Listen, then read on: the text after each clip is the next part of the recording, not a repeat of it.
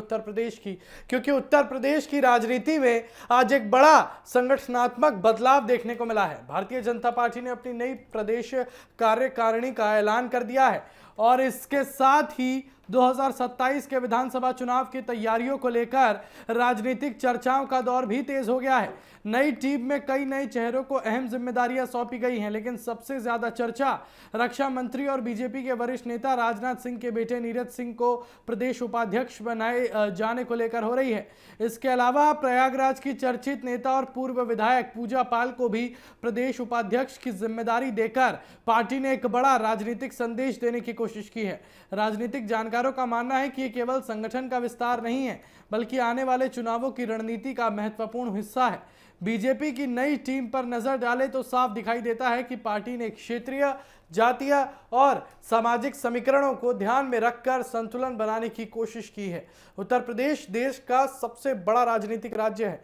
और यहाँ की चुनावी राजनीति में सामाजिक समीकरण बेहद अहम भूमिका निभाते हैं और ऐसे में पार्टी ने युवाओं, महिलाओं, पिछड़े वर्गों, दलित समाज और विभिन्न क्षेत्रों के नेताओं को संगठन में प्रतिनिधित्व देकर ये संदेश देने की कोशिश की है कि बीजेपी हर वर्ग के साथ जो है उसको लेकर चलने की रणनीति पर काम कर रही है और यही कारण है कि नई टीम में अनुभवी नेताओं के साथ साथ कई नए चेहरों को भी अवसर दिया गया है। नीरज सिंह को प्रदेश उपाध्यक्ष बनाए जाने के बाद राजनीतिक गलियारों में वंशवाद को लेकर बहस शुरू हो चुकी है। विपक्षी दल इसे बीजेपी के उस पुराने रुख के खिलाफ बता रहे हैं जिसमें पार्टी अक्सर परिवारवाद की राजनीति पर सवाल उठाती रही है। हालांकि बीजेपी का कहना है कि नीरज सिंह लंबे समय से संगठन में सक्रिय है और पार्टी के विभिन्न कार्यक्रमों में लगातार भागीदारी निभाते रहे हैं। पार्टी नेताओं का तर्क है कि किसी भी कार्यकर्ता का मूल्यांकन उसके काम के आधार पर होना चाहिए, ना कि उसके पारिवारिक संबंधों के आधार पर, और यही वजह है कि बीजेपी इस नियुक्ति को संगठनात्मक मजबूती का हिस्सा बता रही है।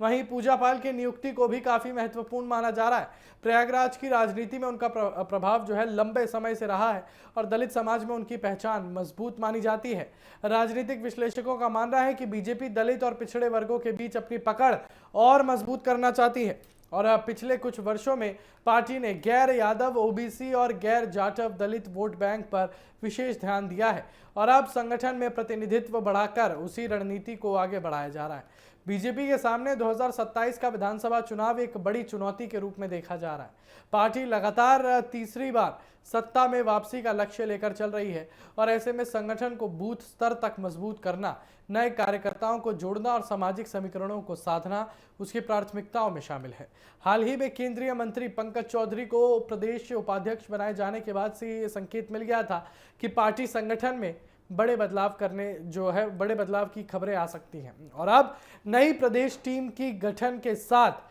वो प्रक्रिया और स्पष्ट दिखाई देने लगी है। राजनीतिक विश्लेषकों का मानना है कि आने वाले महीनों में बीजेपी संगठन के जरिए जनता तक पहुंच बढ़ाने, सरकारी योजनाओं को प्रचारित करने और विपक्ष के आरोपों का जवाब देने की रणनीति पर काम करेगी। नई टीम के गठन से कार्यकर्ताओं में भी उत्साह का माहौल है क्योंकि कई नए चेहरों को पहली बार जिम्मेदारी मिली है। तो कुल मिलाकर बीजेपी की नई प्रदेश टीम केवल पदों का बंटवारा नहीं है, बल्कि 2027 के चुनावी रण की शुरुआती बिसात भी है। नीरज सिंह और पूजा पाल जैसे नेताओं को अहम जिम्मेदारी देकर पार्टी ने युवाओं, महिलाओं और सामाजिक संतुलन का संदेश देने की कोशिश की है और अब देखने वाली बात यह होगी कि ये नई टीम संगठन को कितना मजबूत बना पाती है और आने वाले विधानसभा चुनाव में बीजेपी की चुनावी रणनीति को कितनी धार दे पाती है।